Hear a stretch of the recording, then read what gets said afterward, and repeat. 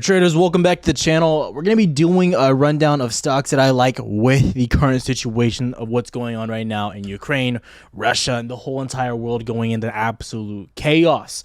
Like, subscribe, do what you got to do. Let's get to it. Now, we're going to be going over plays via options, so stay with me. Now, I've covered all of these already, and I want to just overall give an update on what big money is doing with these plays and why I think they're going to continue to run. Now, I'm going to go through all three, so you can just listen to all the stocks right now and just exit out of the video if you need to.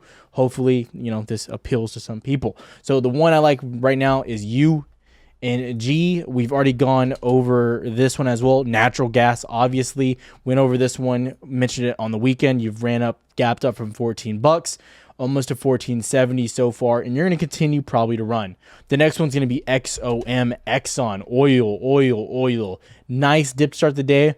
Once Ukraine and stuff got hyped up, boom, you started taking off, looking good as well there. Now, the last one I'm going to do, it's not something that I love. I'm not going to lie. It's not even something that I really love. I want to discuss this one going through the video later, why everyone's hyping them up, and is it a good stock? And I don't want to get it confused. SOFI. Now, I made a video going over this and why I didn't think it was going to squeeze after the Super Bowl, and I believe that everyone's hyping them up. You got Chris Sane, you got Keenan Grace, and no hate towards those guys, but they're hyping these up because Peloton did this and these other stocks did that. And I explained in that last video on SoFi that this was not the same type of play. There was no reason that the Super Bowl being there was going to make SoFi pump. It's a stadium, okay?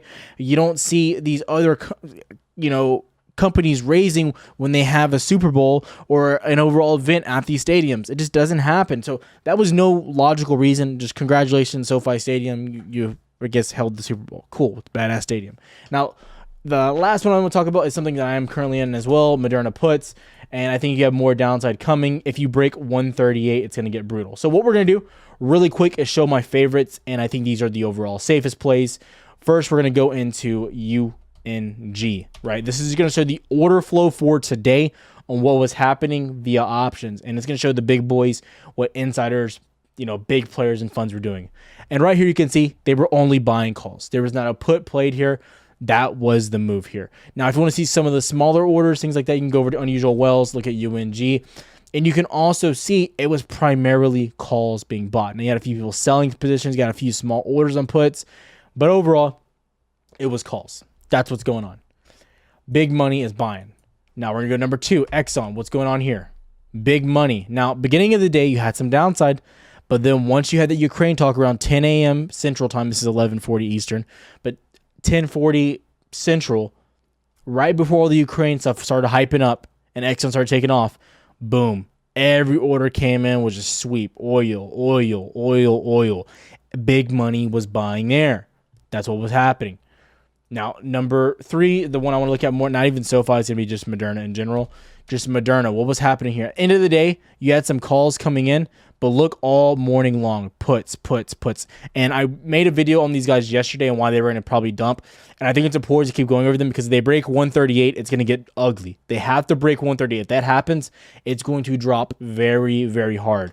But big money is betting on far out of the money plays as well. This morning you had 140s, but you can see they're just dumping their money back in, grabbing 130s, 120s, 110s. And these are very short dated contracts, weeklies, next week. They do not have much time on them. Now, I believe these are overall just hedges to kind of like strangle or straddle their positions. That's the important part there. It's a straddle, not a strangle, but that's what's happening there. So you need to understand that. But in my opinion, I think Moderna is very bearish. Now, I'm not going to go over super in-depth on these charts. I want to go over UNG. UNG, if you're looking overall here, you can see for the past roughly 2 weeks, right? You were running up really nice towards $20. You get it a little bit crash back down to 13.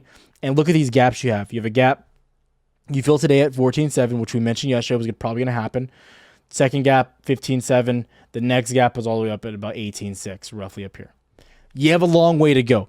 The more this heats up with Ukraine, if you don't know, Europe's being fueled. Their 1/3 of their natural gas comes from Russia. That is a huge vacancy. The demand will absolutely skyrocket. UNG will go crazy. Oil, another big thing coming out of Russia and the overall pipeline there. Those are all going to be shut down. Sanctions are going to be placed. It's going to be a big deal. So you're going to see volume flowing in here, and you're already seeing it down here as well as you really come in here. The past few days, you can see the volume really, really low, just kind of moving sideways. Today, you see a lot of spike, and into Friday, boom, spike, spike, spike. Starting today, you started spiking. End of the day, more volume flowing in there as well. Very good. You're still going up, slowly grinding higher lows along the way. Didn't even test below the weekly. Very strong. Exxon this morning, what was happening? You're pushing down. Now, you did get news regarding the overall production of oil was increased.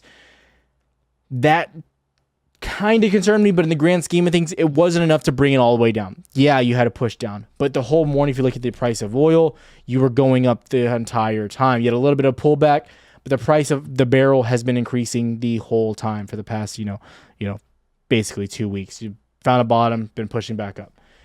Exxon's respecting that. I think Exxon's going to be pushing towards 79, 80 bucks in no time. Looks very, very strong. Again, the Russia stuff, it's just built on top of it. I'm buying further dated out calls. I'm not grabbing close dated calls, not scalping these. I want time on them because in my opinion, even if you start coming down, I'm not going to get hit that hard. Worst case scenario, I do take a hit and then I start playing tech on the way back up if tech stocks and stuff start to rebound. So that's why I'm playing this. These are safer plays with what's going on right now with the economy. So if more Russia news, and we all know America's pushing this overall war agenda and things like that, these stocks are going to continue to go up. That's the primary goal with these plays. Now, Moderna is one we need to talk about. Looking at Moderna, what do I like going on here? What's going on here? So right here, I made the shorting video last night. You came out around 156. You bounced back up at the weekly, 157. Boom, it's been terrible. You came down, you test these local lows, you bounced up off this. If you break below 138, I just want to give you guys a visual of what's most likely going to happen. Where there's support. If you break down below this level, you are most likely coming straight down to 132, 130 quick, and then you're going to be coming down to 120, 119, 118. Looking at the liquidity chart, you can also see where there are buyers. Where are they sitting at? What's going on here? As you can see, you have a lot of liquidity where you're at now on that bottom of 138.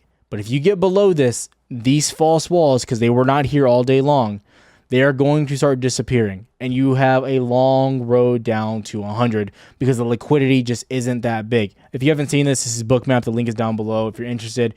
However, this all it does is chart the overall buyers and sellers on the chart.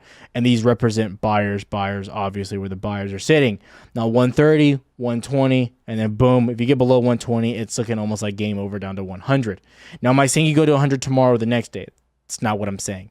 But what I am saying, there is a long journey down if you start breaking below 138. And we have seen Moderna gap down plenty of times. So that's why I do have puts here. And that's why I'm looking there. So the other plays, I have calls. This one I have puts. Now looking at SoFi, I want to go over why I like the company, things like that. You've already seen my video. If you want to see my overall video, what I recommend doing is just going over to my page and seeing the overall breakdown. I do lots of breakdowns on them. And I don't want to spend the time on today's video going over the breakdown.